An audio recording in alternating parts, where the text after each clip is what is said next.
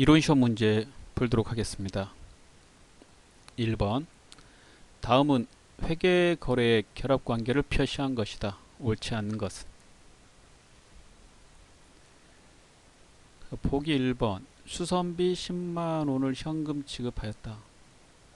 비용의 발생, 자산의 감소. 맞죠? 회계 처리해 보면 이제 수선비, 그 다음에 현금 이렇게 되는 거니까 비용의 발생, 자산의 감소. 정수기를 50만원에 현금 구입하였다. 보기 2번. 정수기는 일반적으로 비품으로 처리하죠. 비품, 그 다음에 현금. 둘 다 자산이잖아요. 자산의 증가, 자산의 감소. 이거 틀렸네요. 자산의 감소인데 정답은 2번이 되겠습니다.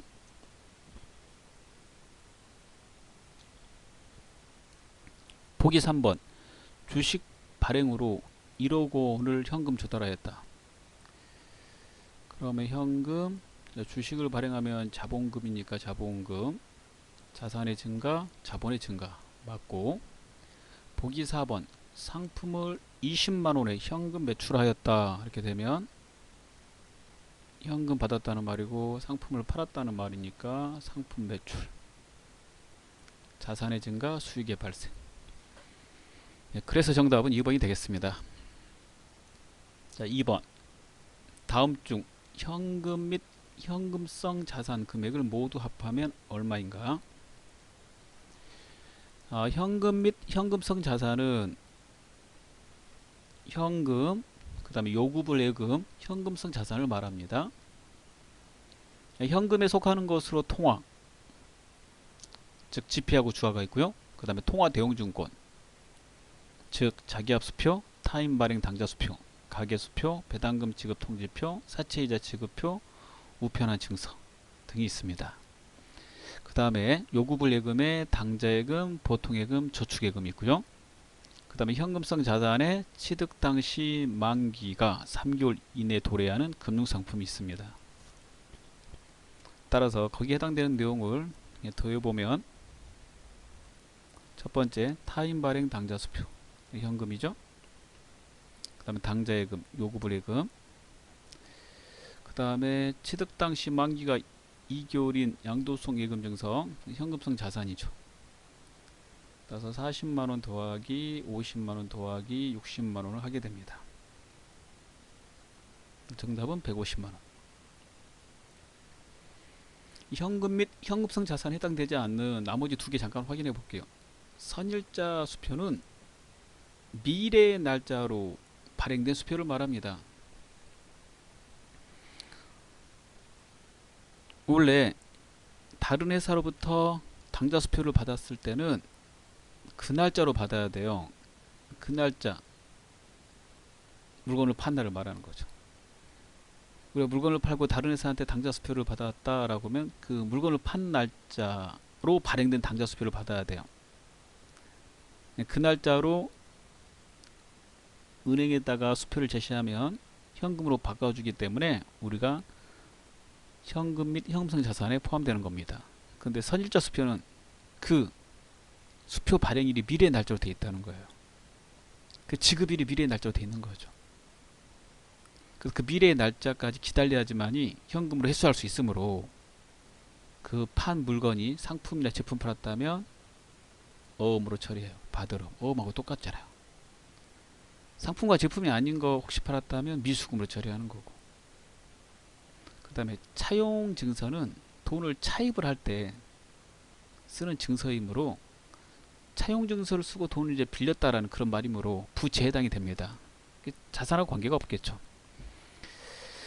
따라서 그 세 개의 더한 값 150만원이 정답이 되겠습니다. 다음 3번 문제 보겠습니다. 물가가 지속적으로 하락하는 경우 매출원가, 매출총익, 기말 재고자산의 금액이 가장 높게 평가되는 재고자산 평가 방법으로 짝 지어진 것은? 재고자산 평가 방법에는 선입선출법, 후입선출법, 자, 그 다음에 이동평균법, 총평균법, 개별법 등이 있습니다. 보통 이제 우리가 공부할 때는 물가 상승, 인플레 기준으로 많이 공부를 했죠. 물가가 오를 때 기준으로 많이 했어요. 상승, 인플레. 지금 문제에서는 이제 하락, 디플레를 나온 거예요. 하락, 디플레. 부등호는 이제 반대가 되는 거예요. 디플레이션. 인플레이션 기준으로 잠깐 좀 설명을 해보면, 여기 나온 거 순서대로 써볼까요? 매출 원가, 그 다음에 매출 총이익, 그 다음에 기말 재고 자산.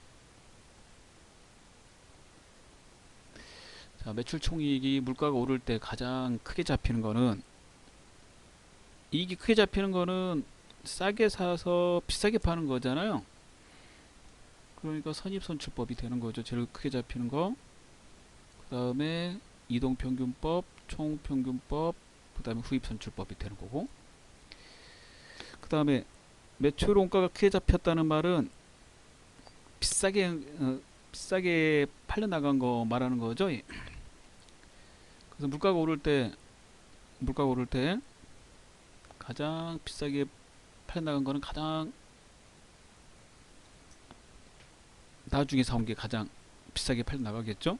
그래서 후입선출법 거꾸로 쓰면 돼요.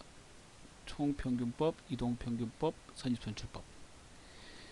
기말의 재고자산은 똑같은 수량으로 남아있는데, 재고자산 평가 방법이라는 게 그 재고자산의 단가를 기록하는 방법을 말하거든요. 수량은 똑같이 남아있는데 기말에 가장 단가가 높은 게 남아있는 거, 가장 나중에 사온 거겠죠. 그래서 이 선입선출법, 이동평균법, 총평균법, 후입선출법이 된단 말이에요. 그러면 디플레이션은 이거 반대예요. 반대. 즉 하락할 때 디플레이션은 이거 반대이기 때문에 부동호가 이렇게 된단 말이에요. 후입, 총, 그 다음 이동, 그 다음에 선입, 디플레이션. 이렇게 거꾸로 제가 한번 써볼게요.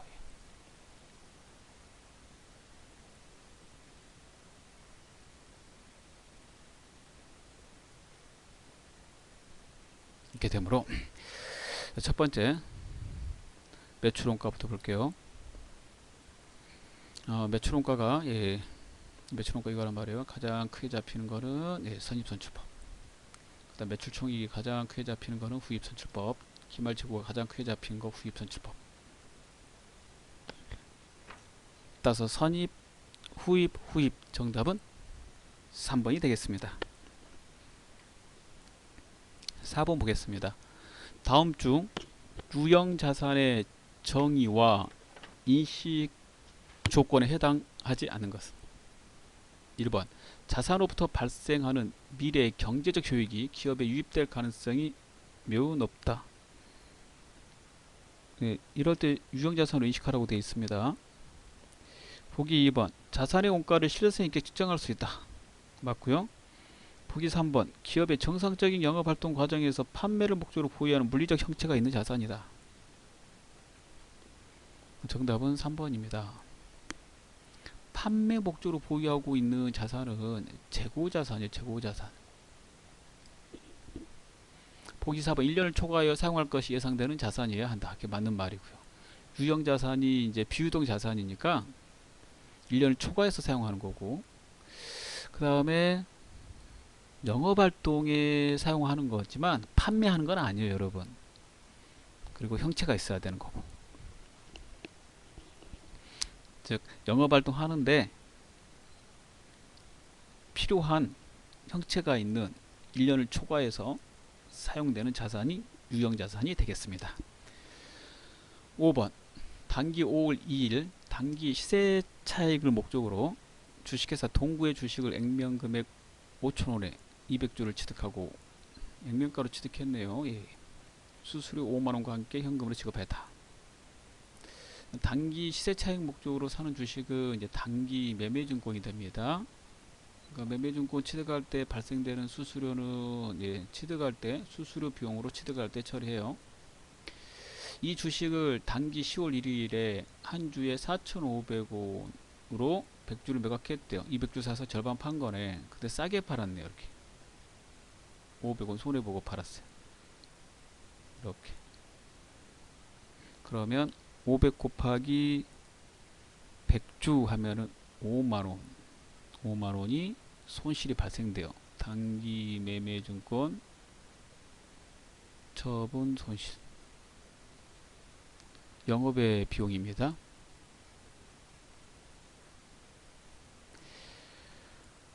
자, 문제 4,500원으로 100주를 매각하였을 경우 매각 시점에 손익에 미치는 영향을 바르게 설명한 것. 매각 시점, 팔았을 때 손익에 미치는 거는 손익은 수익 비용을 말하는 거죠. 매각 시점에 비용이 발생했어요. 5만원의 비용. 비용이 발생되면 보기가 다 당기순이익이잖아요. 당기순이익이 감소하는 거죠. 따라서 정답은 4번이 되겠습니다. 문제 잘 보셔야 됩니다. 매각 시점을 물어보고 있거든요. 전체 다 물어보는 게 아니에요. 이게. 전체 다 물어보는 게 아니라 매각 시점 이렇게 물어봤어요. 예, 수수료도 비용이지만 이거는 취득할 때 발생되는 비용이거든요. 예, 취득 시점이잖아요. 6번을 보도록 하겠습니다. 기중의 수익 계정으로 회계 처리한 금액 중 수익은 임대료네요. 예, 차기분이 포함되어 있대요. 즉 올해 수익으로 잡은 것 중에 내년치 수익이 포함되어 있다. 그럼 결산할 때 그 수익 빼야 돼. 내년 거니까 내년에 수익 처리해야 되죠. 그래서 내년치 수익을 미리 받으면 손수 수익으로 처리해서 해당되는 수익을 이연시키거든요. 예. 근데 그 분기를 누락했대요. 분기를 한다면 이렇게 되는 거예요. 수익을 감소시켜야 되니까 임대료, 수익이 발생이 대변이니까 차변했어야 돼요. 감소시켜야 되고, 그 다음에 이거 부채 처리해놔야 돼요. 내년에 건물을 임대해야 될 의무가 생긴 것이므로 이렇게. 이거 회계 처리 누락했대. 이게 지금 수익의 감소, 수익을 빼는 거고, 그 다음에 이거 부채를 증가시키는 거거든요. 예. 근데 이거 회계 처리 안 했으니까 수익은 어떻게 돼요? 많이 잡히고, 그 다음에 부채 적게 잡히죠. 부채를 증가시켜야 되는데 증가를 안 했으니까. 예, 수익이 과대, 부채 과소가 됩니다. 따라서 정답은 1번이 되겠습니다. 참고로 좀 더 알아두셔야 될 거는 이제 자본은 보기 안 나왔지만 자본도 가끔씩 나와요. 수익이 과대는 자본으로 따지면 어떻게 될까요? 수익은 자본에다가 결산 시에 당기순이익으로 이제 바뀌어서 자본에다가 플러스 가산하는 거죠. 따라서 수익의 과대는 당기순이익의 과대를 가져오고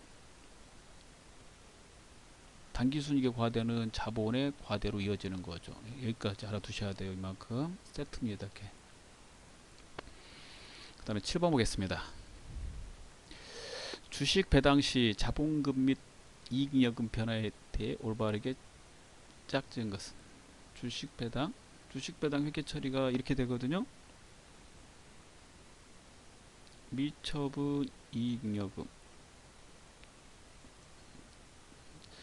자, 이게 배당을 하게 된다면은, 자, 이거 처분이 이루어진 거니까 이거 이제 감소가 돼요. 근데 주식으로 배당하면 자본금 이렇게 되고요. 만약에 현금으로 배당하게 된다면은 나중에 주기로 했다 현금은 그러면은 미지급 배당금 이렇게 돼요. 뭔지 확인해 봐야 돼요. 주식으로 배당한다. 문제에서 주식 배당이라고 해서 제가 이렇게 자본금 썼단 말이에요. 만약에 현금으로 배당한다고 그러면은 이제 미지급 배당금 나중에 주기로 했을 때 그 배당금을 일반적으로 나중에 주니까 그럼 이렇게 되는 거잖아요. 결국에 주식으로 배당하면 다시 우리 회사의 자본금이 되는 거니까. 그러면 둘 다 자본이거든요, 여러분. 자본의 전체 자본의 그 변화가 없어요. 주식으로 배당하면 자본의 감소, 자본의 증가가 발생되죠. 따라서 자본금 증가죠. 그 다음에 이익여금, 미처분 이익여금이 이익여금에 속하는 거예요, 여러분. 예. 감소. 이렇게 되므로 7번의 정답은 1번이 되겠습니다. 전체 자본에는 변함이 없다. 자, 8번을 보도록 하겠습니다. 다음 중 재화의 판매에 대한 수익의 인식 요건에 해당하지 않는 것은 1번 재화의 소유에 따른 유의적인 위험과 보상이 구매자에게 이전된다. 그래서 유의적이라는 말은 중요한이라는 뜻입니다. 딱 팔게 되면 전부 다 넘어가는 것이기 때문에 구매자에게 이전되는 거죠. 그래서 판매자는 그 해당되는 재화에 대해서 컨트롤할 수 없어요. 통제할 수 없습니다. 보기 2번 통제할 수 없다. 이게 맞는 말이 되는 거고. 보기 3번 거래와 관련하여 발생했거나 발생할 원가를 신뢰성 있게 측정할 수 있다. 그래야 되겠죠. 신뢰성 있게 측정할 수 있어야지 수익이라고 할 수 있습니다. 그리고 팔았기 때문에 미래의 경제적 효익이 유입될 가능성이 높아야 되는 것이고요. 진행률을 신뢰성 있게 측정할 수 있다. 이 진행률은 재화에 대해서 쓰는 게 아니라 여러분 용역에 대해서 쓰는 거예요. 용역을 제공을 했을 때 그 진행률로 따지는 용역은 대표적인 게 건설 업종이 있습니다. 그래서 그 건물을 혹시 우리가 지어주기로 했다라고 그러면 그 공사 진행에 따라서 대금을 받거든요. 그럴 때 받을 때마다 수익으로 인식해요. 그래서 용역의 제공에 대한 수익 인식 요건이에요. 진행률은 재화와 관계되는 게 아니라. 정답은 4번이 되겠습니다. 자, 9번 원가에 대한 설명 중 틀린 것은 1번 직접 재료비와 직접 농업비는 기본 원가에 속하고, 그래요. 이 두 개를 합쳐서 직접비라고 그러죠. 직접비 같은 말 기본 원가, 또 같은 말 기초 원가, 이렇게 말합니다. 그 다음에 직접 농업비와 제조 간접비는 가공 원가에 속한다.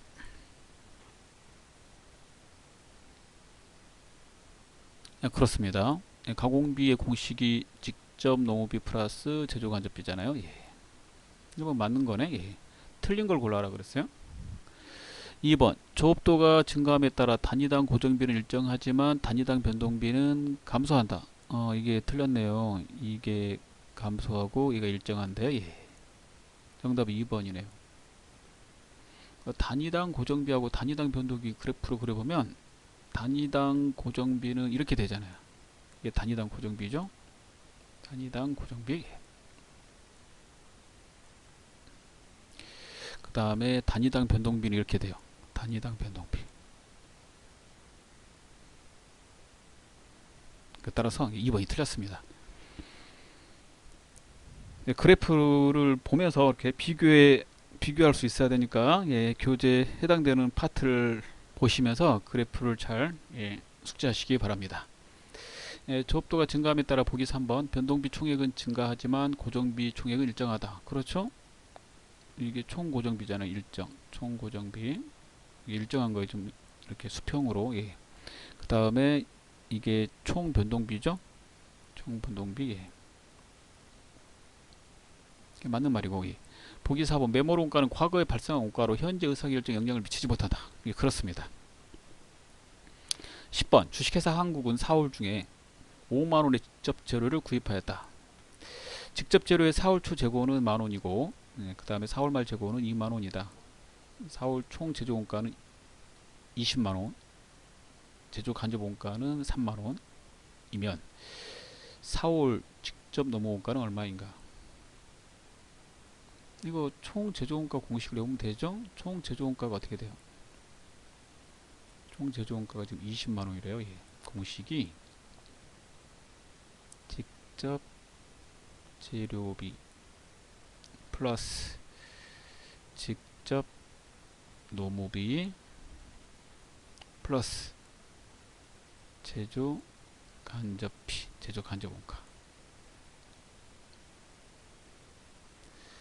직접 노무비는 직접 노무 원가예요. 지금 이거 구하라는 거죠. 직접 노무비 얘는 얼마인가? 제조 간접 원가는 얼마래요? 3만원. 그럼 직접 재료비, 직접 재료 원가죠. 직접 재료 원가를 구하면 되는데 이 직접 재료 원가가 이거 가지고 구하면 되죠. 이렇게. 직접 재료 원가를 구하고 싶다면 달로 나왔으니까 옳죠. 올 초 재료에다가 플러스 그 다음에 탕올에 사온 거 구입한 거 매입 빼기 쓰고 남은 거 올말 재료 이렇게 되는 거예요. 그러면 얼마치 매입했어요? 5만원 5만원어치 사갖고 그 다음에 올 초에 2월 된 거는 만원 만원어치 가지고 부족해서 5만원어치 사온 거잖아요. 6만원어치 가지고 작업을 했는데 재료 만들었단 말이에요. 얼마 남았대요? 2만원 남았대요. 4월 말 재고는 2만원. 그러면 6만원에서 2만원을 빼면 4만원이네. 그래서 직접 재료 원가는 4만원입니다. 4만원 이렇게요. 직접 재료비, 직접 재료 원가.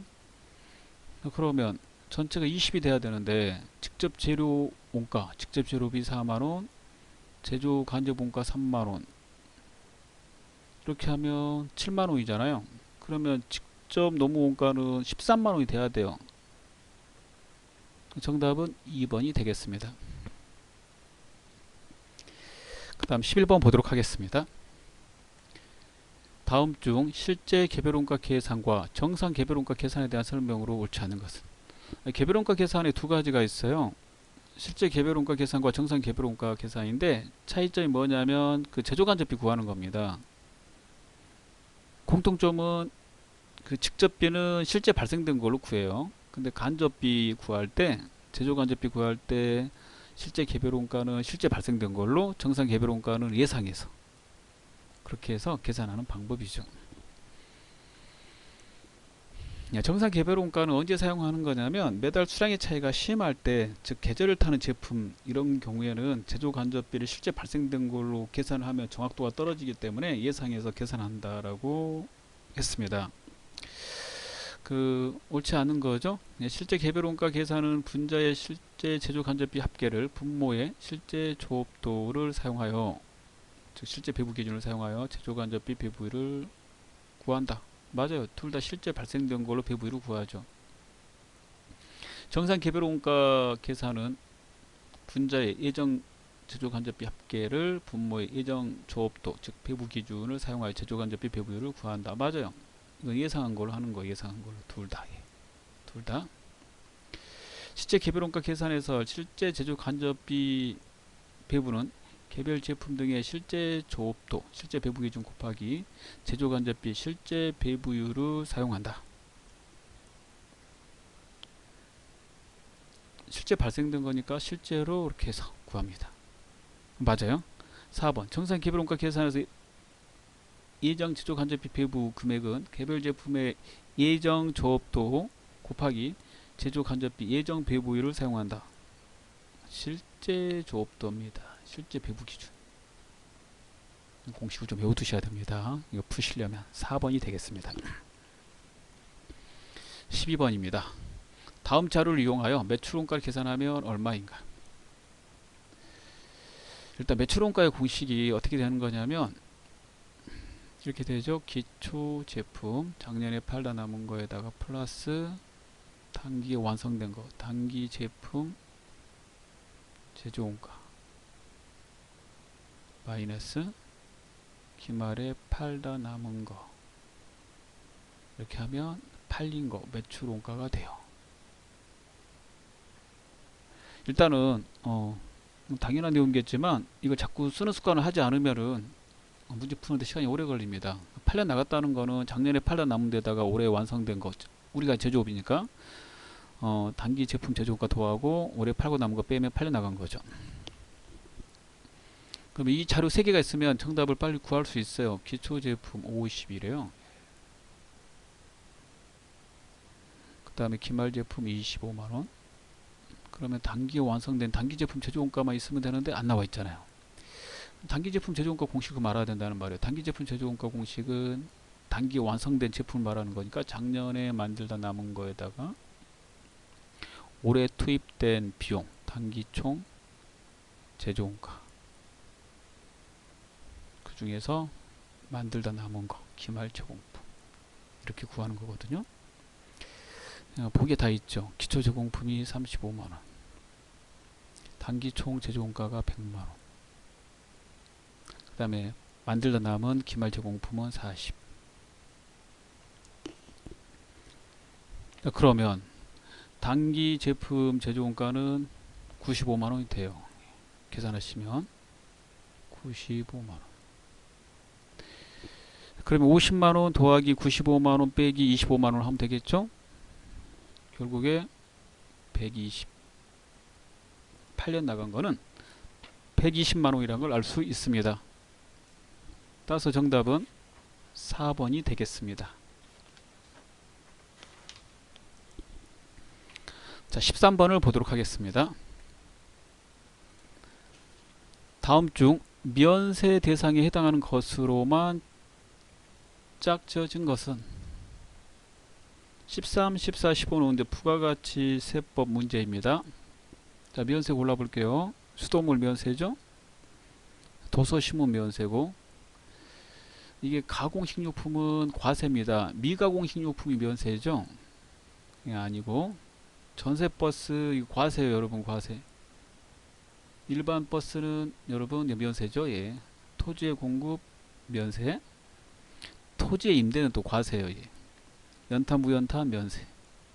따라서 기업, 니은, 미음, 비읍 정답 3번입니다.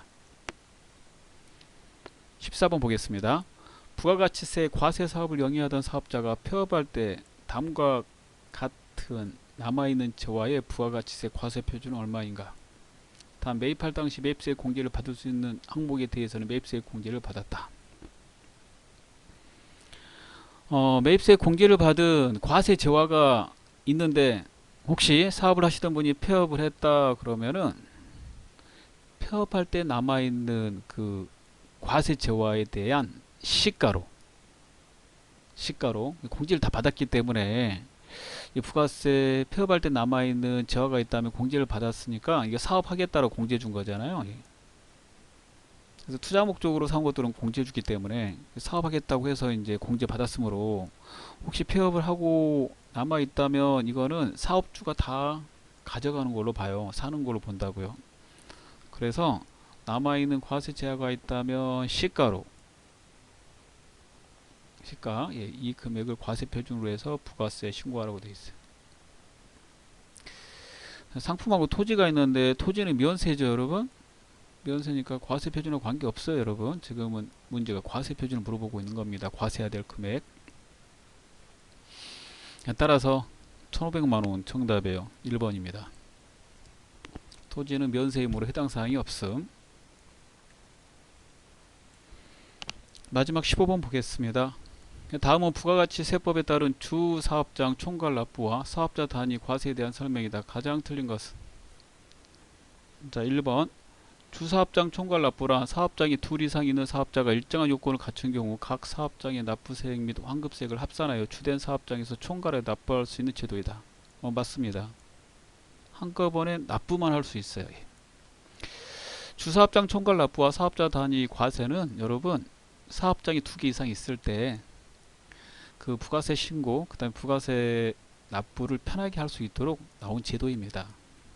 첫 번째 주사업장 총괄 납부는 신고는 각각 사업장별로 따로따로 하고 세금계산서도 따로따로 발급을 하되 납부는 한꺼번에 할 수 있는 제도를 말합니다. 두 번째 사업자 단위 과세는 한꺼번에 신고하고 한꺼번에 납부하는 거예요. 보기 1번은 맞는 말이 되겠습니다. 보기 2번 주사업장 총괄 납부 제도는 세액의 납부만 총괄하는 것이 원칙이나 별도로 신청하는 경우 주사업장에서 총괄의 신고가 가능하다. 그렇지 않습니다. 납부만 하는 것이고 별도로 신청을 해서 한꺼번에 신고하는 것은 없습니다. 신고는 각각 개별적으로 합니다. 2번이 정답이 되겠네요. 예. 보기 3번 사업자 단위 과세를 적용받는 경우 세금계산서의 발급, 수취, 부가가치세 신고, 납부 및 수정, 신고, 경정청구 모두 주된 사업장에서 총괄이 이루어진다. 그렇습니다. 주된 사업장 한꺼번에 주된 사업장에서 한꺼번에 신고하고 납부할 수 있어요. 보기 4번 주사업장 총괄 납부와 사업자 단위에서 모두 원칙적으로 적용받고자 하는 과세기간 개시 20일 전까지 관할 세무서장에게 신청하여야 적용 가능하다. 그렇습니다. 만약에 신청을 하지 않으면 사업장별로 각각 신고하고 납부하셔야 돼요. 사업장이 여러 개 있으면 사업자 단위 과세로 하면 한꺼번에 세금계산서를 발급 수치, 그 다음에 부가가치세 신고 한꺼번에 하고, 그 다음에 세금도 한꺼번에 납부할 수 있으니까 사업주가 잘 보고 판단에 따라서 어느 게 편리할 수 있는지 우리 사업장의 상황에서 거기에 맞춰서 하시면 되는 거죠.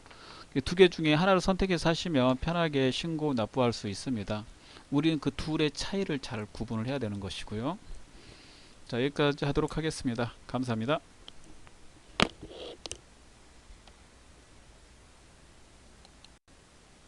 실무시험 문제 풀어보도록 하겠습니다.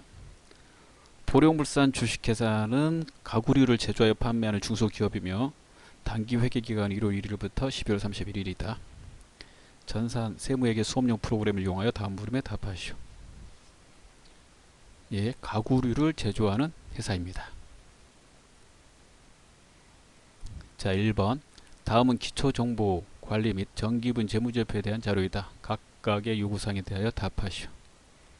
첫 번째, 다음의 사항을 거래처 등록 메뉴에 입력하시오. 예, 사항이 이렇게 되고요. 예.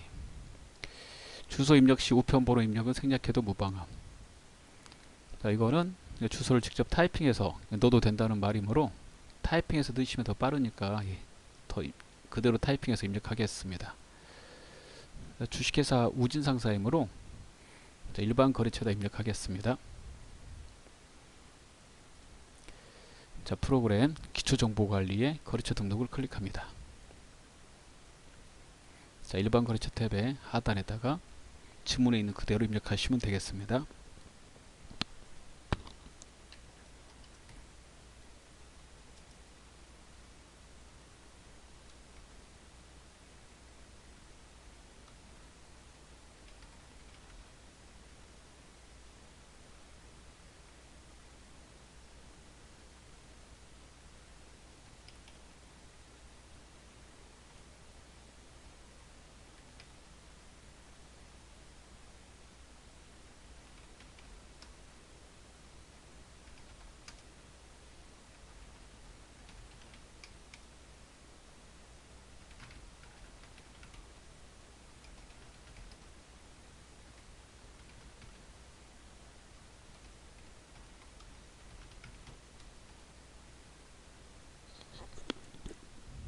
자, 다 입력하시고 오타가 없으면 창을 닫고 나가시면 됩니다.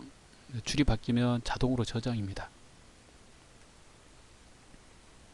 자, 두 번째, 계정 과목 및 적용 등록 메뉴의 아래의 계정 과목을 신규로 등록하시오. 자, 그대로 등록을 하겠습니다. 계정 과목 및 적용 등록을 클릭합니다. 자, 번호가 제시됐으므로 중간에 코드 계정 과목란에 계정 코드 853을 치시면 사용자 설정 계정 과목으로 가게 됩니다. 자, 우측에다가 지문에 있는 그대로 입력하시면 되겠습니다.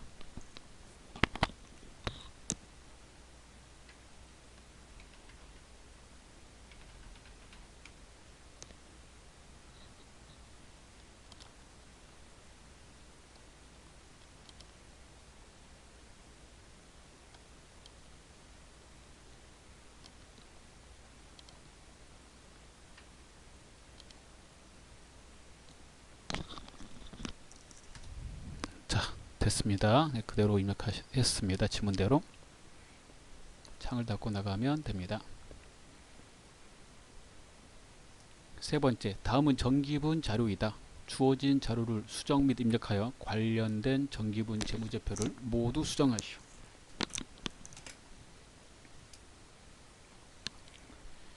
자, 이렇게 관련된 정기분 재무제표 이렇게 나오면 제, 손, 이, 제를 생각합니다. 이 순서대로 고쳐야 돼요. 첫 번째 그 수정의 단계가 제조원가 명세서부터 시작되면 여기서 이렇게 넘어가는 거고, 이 순서대로 손익계산서부터 시작되면 이렇게 넘어가면 되는 겁니다.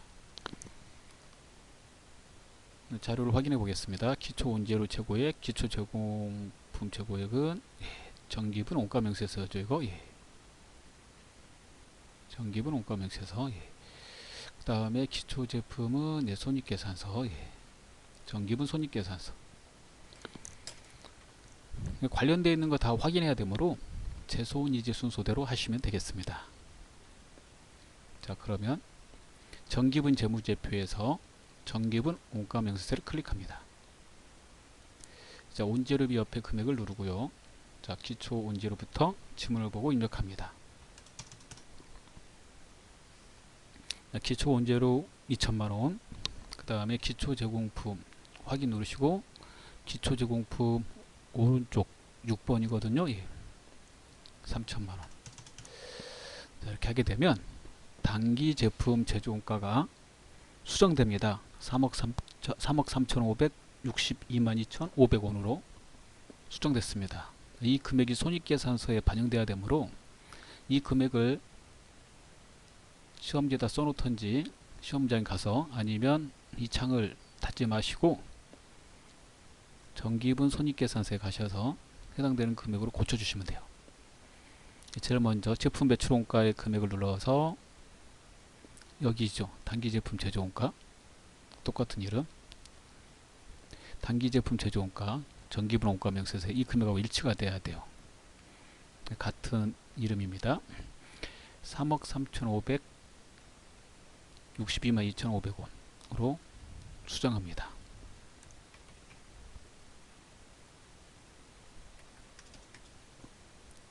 그리고 기초 제품 재고액 메뉴에 기초 제품 재고액 2,500만원, 여기 2,500만원 입력합니다. 그리고 확인을 누르면 제품 매출원가가 변경됐으므로 단기순이익이 변경됩니다. 7,980만원으로 변경된 것을 알 수가 있습니다. 자, 창을 닫고 7,980만원은 정기분 이익잉여금 처분 계산서, 즉 정기분 잉여금 처분 계산서에 반영이 되어야 되므로 정기분 잉여금 처분 계산서를 누르고 상단에 F6 블록을 눌러서 예를 해줍니다. 그러면 단기순이익이 변경됩니다. 이 단기순이익 포함한 미처분 이익잉여금 9,250만원은 정기분 재무상태표에 반영이 돼야 됩니다. 그래서 창을 닫고 정기분 재무상태표 프로그램에서 그 미처분 이익잉여금이 2월 이익잉여금으로 처리하고 있습니다. 이 란에다가 9,250만원을 입력하시면 차액 7,500만원이 사라지게 됩니다. 이게 사라져야지 정확하게 수정이 된 겁니다. 자, 이제 두 번째 문제 보겠습니다. 다음 거래 자료를 일반 전표 입력 메뉴에 추가로 입력하시오. 자, 1번부터 보겠습니다. 7월 10일 전표 입력에 일반 전표 입력을 누릅니다. 7월 12일을 칩니다.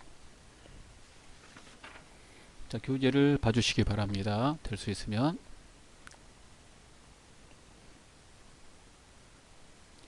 주식회사 한국자동차에서 제품 운반용 화물차를 구입하는 과정에서 관련 법령에 따라 공채 액면가 87만원짜리를 87만원의 현금으로 구입하였다.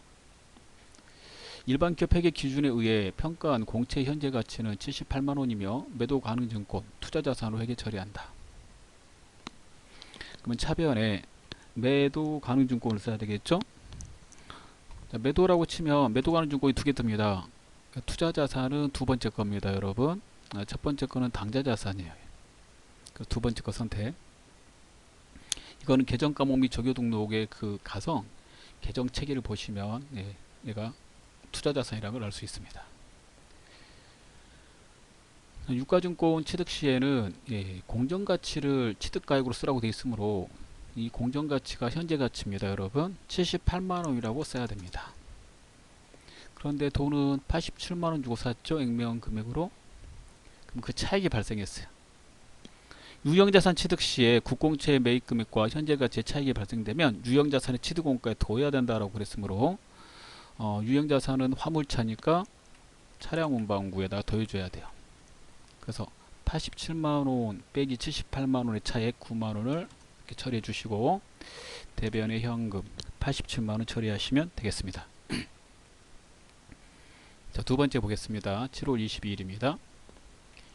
해외 거래처인 뉴욕 상사의 정기 12월 5일 제품 2만 달러를 외상으로 수출하고 단기 7월 22일 외상대금 전액을 회수하여 보통요금 계좌로 입금하였다. 자, 그러면 돈을 다 회수했다는 말이죠. 예.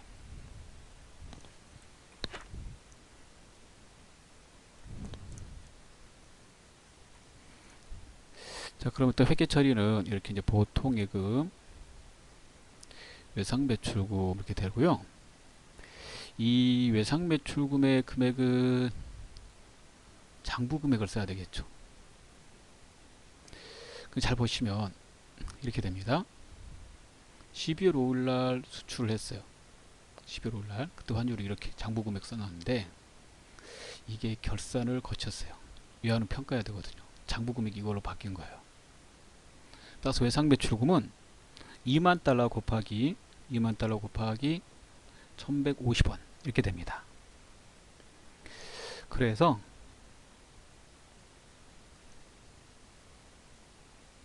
$2,300만원이 돼야 돼요. 2만 달러 곱하기 1150원이니까 계산 한번 해보시고 2,300만원 되죠. 그 다음에 왜 이 금액이 돼야 되는지는 평가해서 그러는 거예요. 통장에 들어온 거는 7월 22일자 환율로 들어오는 거죠.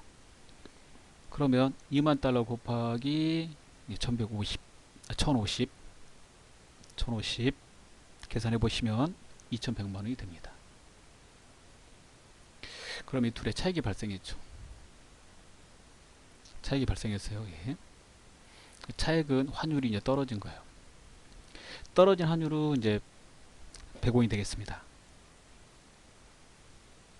그럼 100원은 받아들일 입장에서 환율이 떨어지면 손해가 발생되고 거래가 끝났을 때 발생된 것이므로 그 100원에 대한 환차손의 이름은 외환차손 이렇게 씁니다. 영업의 비용이죠. 이렇게 쓰고요. 거래처 외상매출금에만 입력하시면 됩니다. 자, 입력을 해보겠습니다. 차변의 보통예금, 그 다음에 차변의 외환차손, 대변의 외상매출금, 뉴욕 상사. 자, 3번을 보도록 하겠습니다. 8월 11일입니다. 원재료 보관창고의 화재와 도난에 대비하기 위하여 화재 손해보험에 가입하고 1년분 보험료 300만원을 보통요금 계좌에서 이체하였다. 단 보험료는 전액 비용 계정으로 회계 처리할 것. 쉬운 문제네요. 그러면 차변에 보험료죠. 제조원가로 하셔야 돼요. 원재료 보관창고라고 그랬으므로 대변의 보통예금. 이건 좀 쉬운 문제고요. 가끔씩 자산으로 처리할 거 이렇게 나올 수 있어요. 자산으로 처리하라고 그러면 보험료를 미리 준 것이니까 성급 비용입니다. 두 개 다 알고 계시면 좋습니다. 그 다음에 네 번째 8월 18일 당사 보통예금의 이자 수익 80만원이 발생, 원천 징수세액 자산으로 처리할 것 12만 3,200원 차감하고 보통예금 계좌로 입금됐다고 그랬습니다. 자, 소득을 받을 때 세금 지하고 받으면 그 세금은 미리 낸 것이므로 그 자산의 계정은 선납세금이 됩니다. 그럼 선납세금 12만 3,200원, 그 다음에 보통예금 통장에 그래서 들어온 거는 67만 6,800원. 이 모든 돈은 이자 수익이죠. 이자 수익 80만원 전액을 처리하셔야 됩니다. 5번을 보도록 하겠습니다. 9월 3일입니다.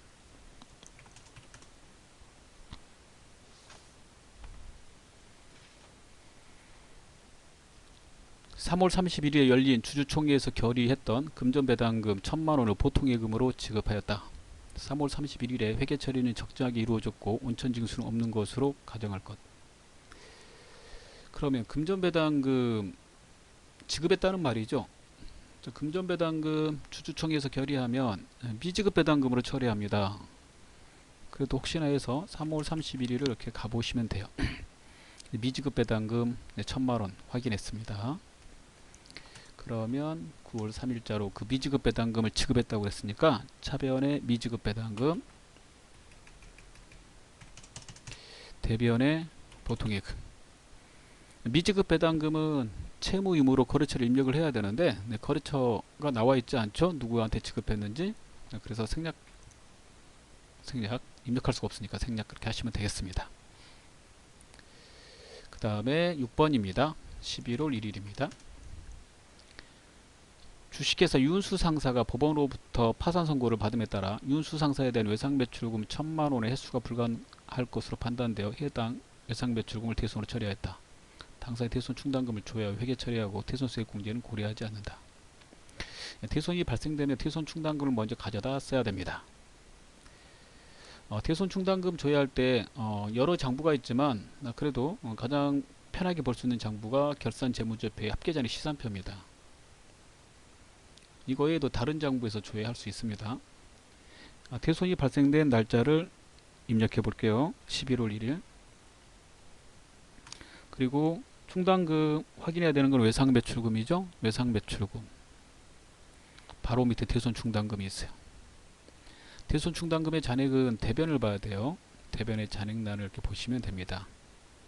75만원이라는 걸 알 수 있습니다. 대손이 발생된 금액은 1,000만원이죠. 그래서 부족한 거예요.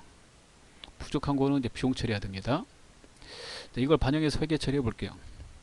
그러면 차변에 외상매출금의 대손 충당금 109번 선택하시고 75만원 넣어주고, 그 다음에 비용 처리해야 되는데 매출채권이잖아요. 외상매출금이.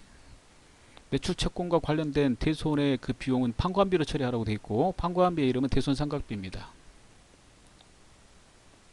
그래서 이걸 넣어주면 1,000만원이 돼야 되니까 925만원 대변의 외상매출금, 그리고 거래처를 넣어야 되는 채권이므로 윤수상사.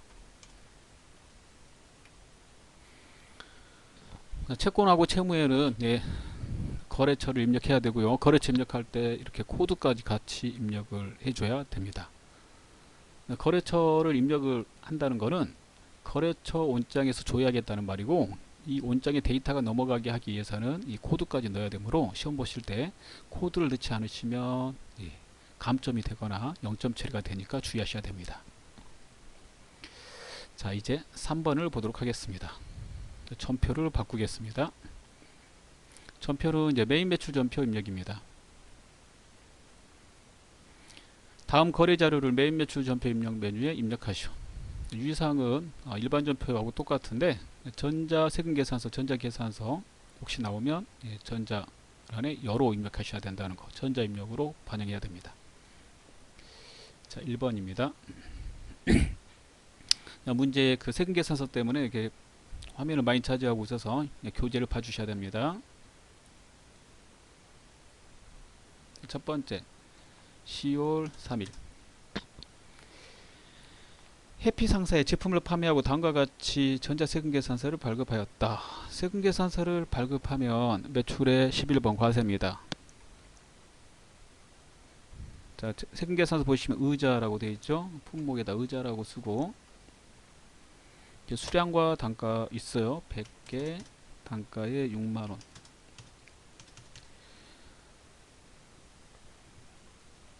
수량하고 단가가 있으면 동시에 나오면 입력을 해주는 게 원칙입니다. 채점을 할 때는 이 수량 단가를 입력 안 하고 공급가액에 곧바로 600만원 넣으셔도 맞게 처리하고 있습니다. 근데 입력을 하면 더 좋죠. 자, 그 다음에 거래처를 넣어볼게요. 해피상사. 상단 공급처 명에는 특별한 지시가 없으면 공급처를 넣으셔야 되고요. 전자여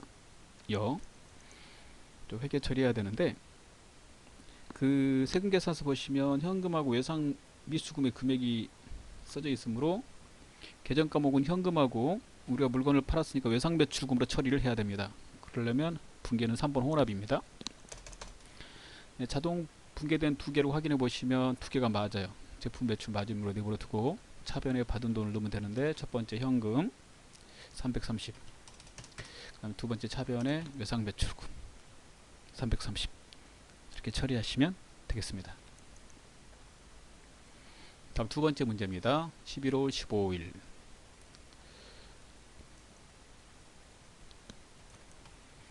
대표이사의 자택에서 사용할 목적으로 전자마트에서 3D TV를 350만원 부가가치세 별도에 구입하고 회사 명의로 전자세금 계산서를 발급받았으며 대금은 당좌 수표를 발행하여 지급하였다. 단 차변 계정 과목은 가지급금으로 처리할 것. 주식회사 법인에서 대표이사가 개인적인 목적으로 물건을 가져가거나 돈을 쓰게 된다면 가지급금으로 처리합니다. 자, 이렇게 대표이사 개인적인 목적으로 산 물건에 대해서 세금계산서를 회사 명의로 받았을지라도 부가세는 공제되지 않습니다. 세금계산서를 받아도 부가세가 공제 안되면 54번 불공으로 합니다. 회사하고 관련 없는 내용이기 때문에 부가세 공제가 안돼요. 그래서 사업과 관련이 돼야지만 공제됩니다. 그럼 54번 불공. 품목에 3D TV 이렇게 쓰면 되겠네요.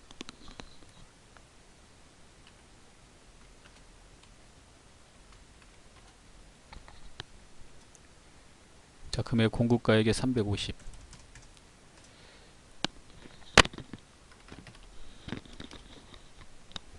자, 전자마트 넣고 전자란에 열을 하고 그 다음에 자, 불공은 사유로 골라야 됩니다. 사업과 직접 관련 없는 지출. 자, 2번 되겠고요.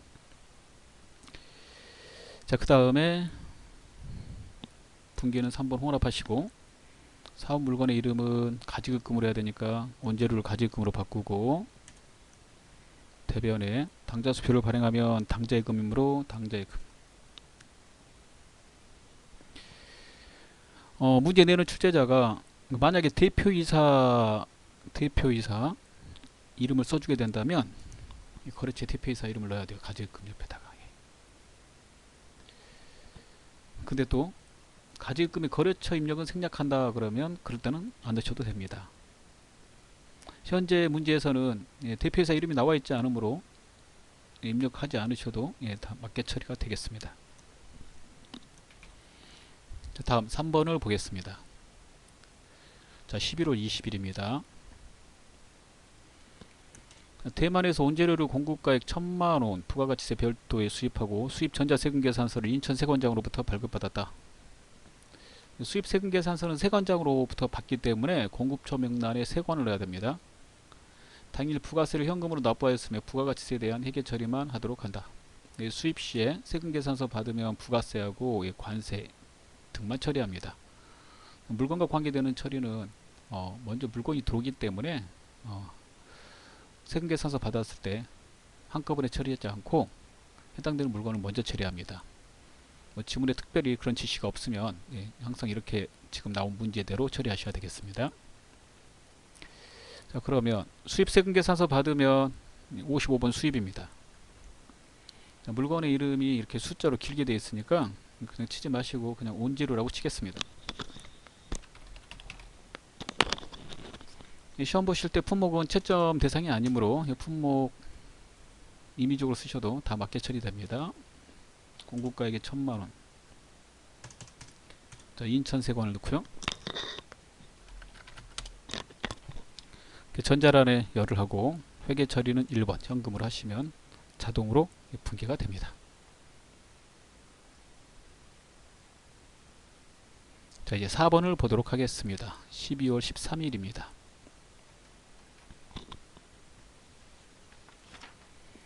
공장 건물을 신축하기 위해 주식회사 영남개발로부터 토지를 1000만원에 매입하고 전자 계산서를 발급받았다. 토지니까 계산서를 받은 겁니다. 대금 중 30%는 당사 보통예금 계좌에서 2차에 지급하고 1000만원의 30%를 계산기로 계산해보면 되겠고요. 30%니까 암산도 가능하시죠? 300만원이 되겠네요. 나머지는 3개월 후에 지급하기로 하였다. 토지는 재고자산이 아니므로 나중에 지급하기로 한 외상대금의 이름은 미지급금으로 처리를 하셔야 됩니다. 그러면 계산서를 받으면 53번 면세입니다. 계산서 받았을 때 그 전자니까 전자란에 열을 하면 되는 것이고요. 토지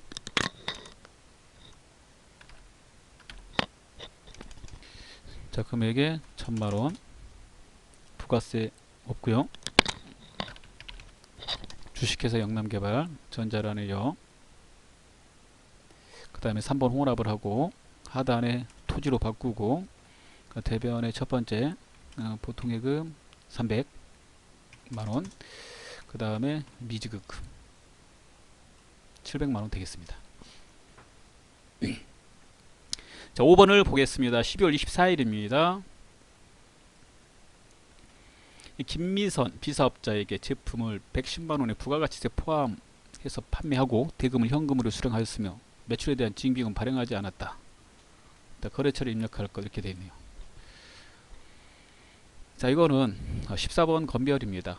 14번 건별은 언제 쓰는 거냐면 잘 숙지하셔야 되는데, 이렇게 무징빙일 때, 아무것도 발행하지 않았을 때, 또 간이영수증을 발행했을 때, 또 거래명세서를 발행했을 때, 일반 영수증을 발행했을 때, 그럴 때 사용합니다.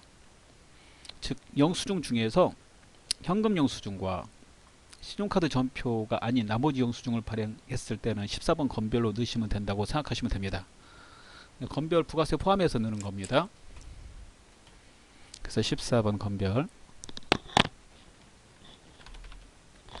제품하고 공급가액에 부가세 포함해서 넣는 건데, 건별 카과 현과 부가세 포함해서 넣어요. 그래서 110을 넣으면 이렇게 분리돼서 100만원 10만원 되고요. 김미선, 그 다음에 회계처리 1번 현금으로 하시면 되고, 제품 판 건 맞으니까 제품 매출 기본값 그대로 내버려 두시면 되겠습니다. 그 다음 6번입니다. 12월 30일 당사는 영업부에서 사용할 컴퓨터를 제1상사에서 구입하였다. 대금은 현금으로 지급하고 현금 영수증을 수취하였다. 단 컴퓨터는 자산 처리할 것. 자산의 이름은 이제 비품이 되겠습니다. 현금 영수증을 받은 거 부가세 공제가 된다면은 매입의 현과입니다. 61번이죠. 61번 현과로 입력하겠습니다.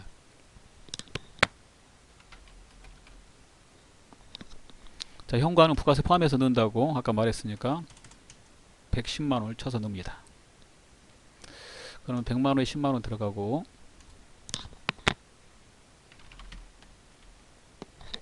자, 거래처 넣고 분계는 1번 현금 이렇게 하시면 되겠고, 하단의 계정 과목을 비품으로 이렇게 바꿔주시면 됩니다.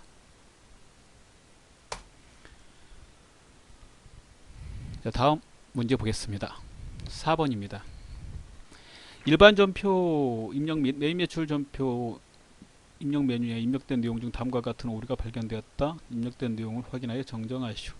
첫 번째 7월 10일 세금과 공가로 처리한 금액 10만원은 임직원들에게 6월 급여를 지급하면서 온천 징수한 소득세를 현금으로 납부한 것으로 확인되었다.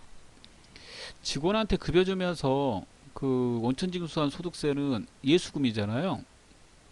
세금과 공가로 내 처리했대요. 잘못된 거예요. 자, 해당되는 내용은 부가세 거래가 아니므로 일반 전표 입력을 누르고 수정합니다. 일반 전표 입력 7월 10일. 자, 세금과 공가를 이렇게 예수금으로 바꾸면 돼요.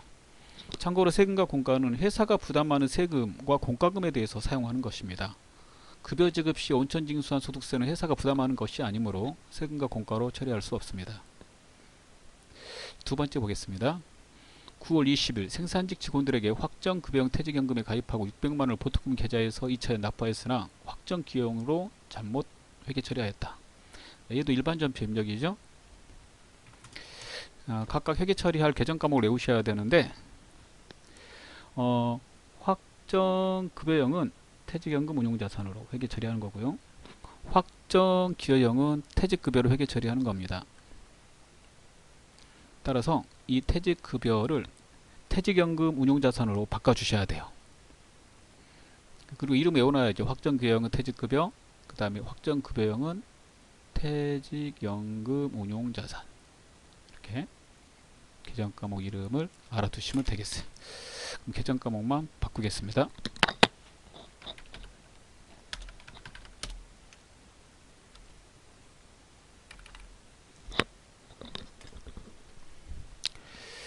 다음은 결산 문제를 보도록 하겠습니다. 결산 문제 3개가 있습니다. 수동하고 자동으로 이제 구분을 해보겠습니다. 첫 번째 보험료는 이제 수동이죠. 두 번째 단기 매매증권 평가라는 거죠. 자동이고 수동이고, 평가 직접 하셔야 되니까. 그 다음에 퇴직급여 충당 부채 잔액은 자동이고, 자동이라고 말하는 거 5개를 다시 한번 써보겠습니다. 자동 결산 분계 외워놓으시면 좋습니다. 첫 번째, 기말 재고자산 분계. 두 번째, 감가상각비 분계. 유형자산, 무형자산 말하는 거죠. 세 번째, 대손충당금 분계. 채권에 대해서 충당금 설정하는 거고요. 네 번째, 퇴직급여 충당부채 그 분계하는 거. 다섯 번째, 법인세 비용. 여기서는 네 번째 하나 나온 거죠. 수동과 자동은 수동을 먼저 입력을 해야 되므로 수동부터 처리합니다. 수동은 일반 전표 입력 12월 31일자로 직접 분계해서 입력하는 걸 말해요. 그래서 12월 31일. 첫 번째, 결산일 현재 영업부문 건물에 대한 삼성화재보험에 지급된 화재보험료 상세 내역이다. 단 오랄 계산하고 음수로 입력하지 말 것. 보험기간은 올해 7월 1일부터 내년 6월 30일까지입니다. 보험료는 600만원이고 보험료 납부일 2021년 7월 1일날 중요표시 전액비용으로 처리했대요. 전액비용으로 처리했다면 이거 고쳐야 되는 거죠. 올해 비용 처리할 수 있는 거는 올해 발생일 7월부터 12월까지만 되는 거예요. 그러면 내년 1월부터 6월 거까지는요 미리 준 거죠. 이거는 올해 비용 처리할 수 없고 내년에 처리해야 됩니다. 6개월치를 이제 빼내야 되는 거예요. 그래서 보험료 차변에다 잡았으니까 대변으로 옮겨서 빼고, 그 뺀 금액은 내년에 누릴 보험료이기 때문에 선급 비용으로 대체합니다. 이렇게 자산이죠. 그 다음에 6개월치니까 600만원의 절반, 즉 12분의 6 이렇게 계산하시면 되겠고, 그러면 300만원이죠. 뭐 보험료는 판관비로 넣으면 되고요. 차변의 선급비용, 대변의 보험료 이렇게 판관비로 넣어주시면 됩니다. 그래서 선급비용은 지급은 올해 했는데 그 올해 지급한 것 중에 기간 미경과분, 즉 내년 거 준 거 미리 줬다라고 그래서 선급비용이라고 그러죠. 그럴 때 사용합니다. 두 번째 보겠습니다. 단기 매매 차익을 목적으로 보유하고 있는 수정상사 주식회사의 주식 취득원가 전년도 말 및 당해연도 말 공정가치는 다음과 같다. 취득은 1,500 했습니다. 작년에 취득을 했나 보네요. 예, 평가 한번 했죠. 그러면 이게 장부 금액이 돼요. 처음에는 취득원가가 장부 금액이지만 주의하셔야 돼요. 별표. 그 다음에 올해 다시 평가하려고 그러는데 이 금액하고 이 금액을 비교해야 되겠죠. 즉 정기 공정가치하고 단기 공정가치 12월 30일 현재 비교합니다. 주가가 떨어졌네요. 그 떨어진 만큼을 단기 매매증권 평가손실로 처리하게 됩니다. 직접 답을 써보면 차변에 단기 매매증권 평가손실 금액은 1400에서 1360 떨어졌으니까 40만원 떨어졌어요. 대변에 단기 매매증권 이렇게. 그래서 이 두 개를 비교해야 된다는 거 좀 별표 한번 하시면 되겠습니다. 그 다음에 3번은 자동이니까요. 창을 닫고 자동 처리를 위해서 결산 재무제표에 결산자료 입력을 누릅니다. 날짜는 회계기간 1월부터 12월 이렇게 치시고요. 책을 좀 봐주십시오. 당사는 기업회계 기준에 의하여 퇴직급여 충당부채를 설정하고 있으며 기말 현재 퇴직급여 추계액 및 단기 퇴직급여 충당부채 설정 전에 퇴직급여 충당부채 잔액은 다음과 같다. 영업부, 제조부 나왔네요. 영업부의 퇴직급여 충당부채는 여기다가 입력하는 겁니다. 판매비와 일반관리비 처리해야 되니까 여기에 2번 퇴직급여 1200나리.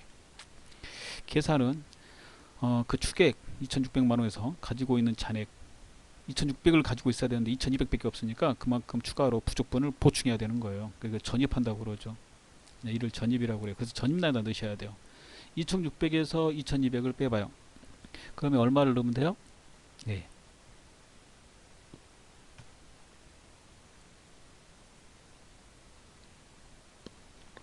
400을 넣으면 되고요.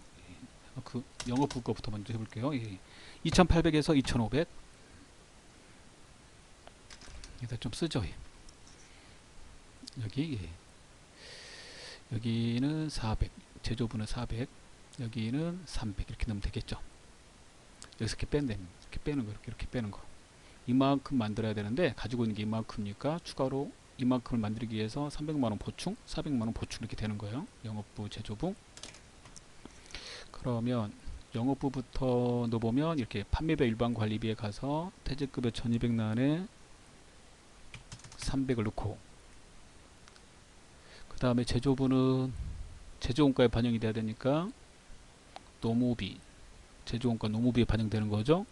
그래서 위로 올라가서 노무비 밑에 퇴직급여 1200 나안에다가 400 이렇게 각각 넣고 상단에 전표 추가 버튼을 누릅니다.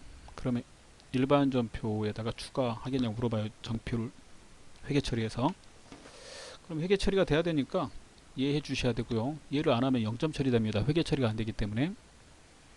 그리고 자동 결산 분기 완료라고 나옵니다. 창을 닫으시면 됩니다.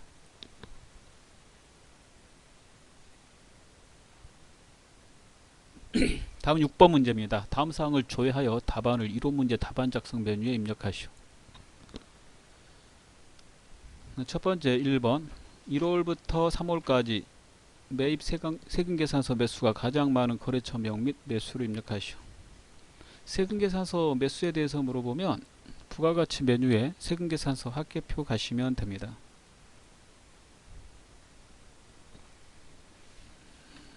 자, 교재 보시면 1월부터 3월이라고 되어 있고, 그 다음에 매입이거든요.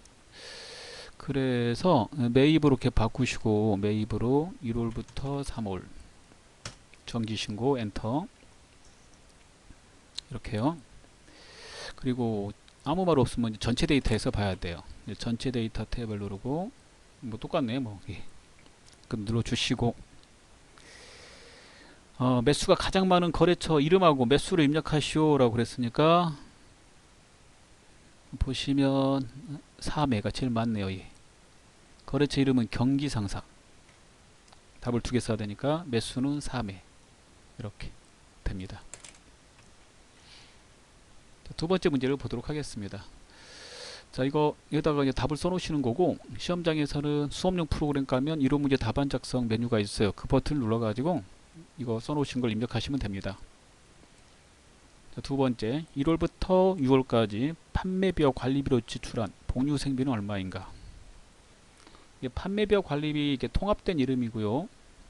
판매비와 관리비의 복류생비, 자, 이렇게 통합된 이름으로 물어볼 때, 그리고 달로 물어볼 때 일개표, 올개표 본다고 그랬습니다.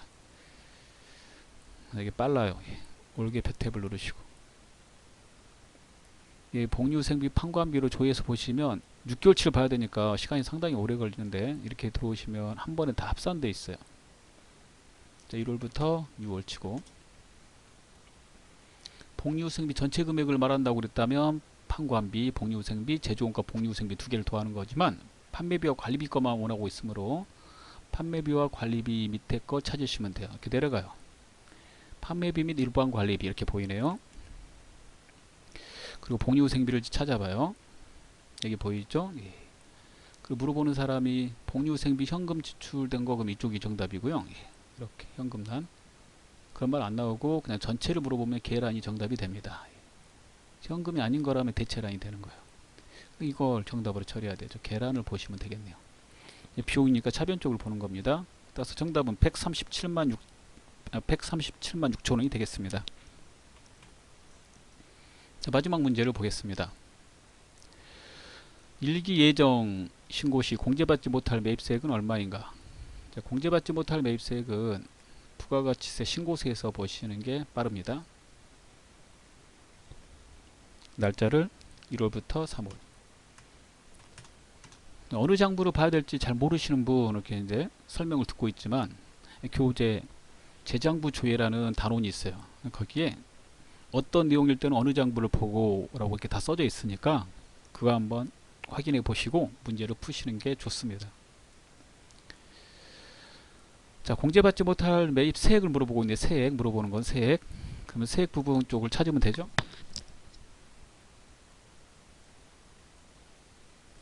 저기 16번에 보시면 공제받지 못한 매입세액이 있고 세액을 물어봤으니까 이 부분의 세액, 이건 이제 금액이죠. 예. 그래서 32만 1,000원이 정답이 되겠습니다. 예, 다 풀었고요. 예, 빠져나오실 때 저장하지 마시고 아니요 하고 빠져나오시면 되겠습니다. 수고하셨습니다.